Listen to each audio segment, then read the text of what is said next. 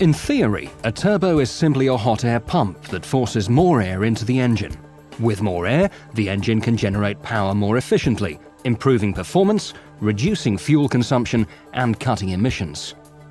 The turbo is mounted in the exhaust system between the exhaust manifold and the exhaust pipe. As exhaust gas exits the engine, it drives the turbine, which turns the compressor, pulling in air and compressing it. Oil passes through the turbo, providing vital lubrication. In practice, the turbo is a highly efficient, complex piece of engineering built to tolerances of thousandths of a millimeter. It comprises a turbine and compressor connected by a shaft supported on a bearing system. The turbo is driven by the waste energy from the exhaust gas.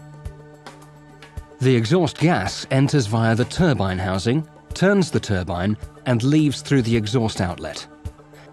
Exhaust gas temperatures can reach 950 degrees C, which means that special high-temperature materials are needed for the turbine wheel and housing. The speed and load of the engine determines how fast the turbine wheel spins. With the engine at idle, the turbine spins at minimal speed. As more gas passes through the turbine housing, the turbine rotates faster. At full speed, the turbine wheel can rotate at up to 360,000 RPM. That's 6,000 revs per second. The compressor wheel is connected to the turbine by a forged steel shaft and is powered by the spinning turbine.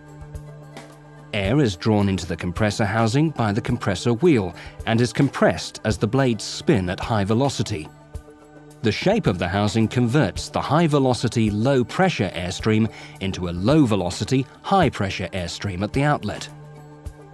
Air enters the compressor at ambient temperature, but leaves it at up to 200 degrees C. As air temperature increases, its density decreases, which reduces power. So it's usually passed through a charge air cooler or intercooler, which uses air or water to cool the hot, high-pressure air. The forged shaft linking the turbine and compressor runs in a bearing housing, lubricated by oil from the engine. The oil is fed under pressure into the bearing housing to the journal bearings and thrust system. The oil also acts as a coolant, taking away heat generated by the turbine. The journal bearings float on a film of oil between bearing and shaft and bearing and housing. The clearances for these oil films are critical. At both ends of the bearing housing are unique oil seals. Totally unlike normal engine oil seals, they're specially designed to cope with the turbo's extreme temperatures and pressures and help ensure that oil does not leak into either compressor or turbine housings.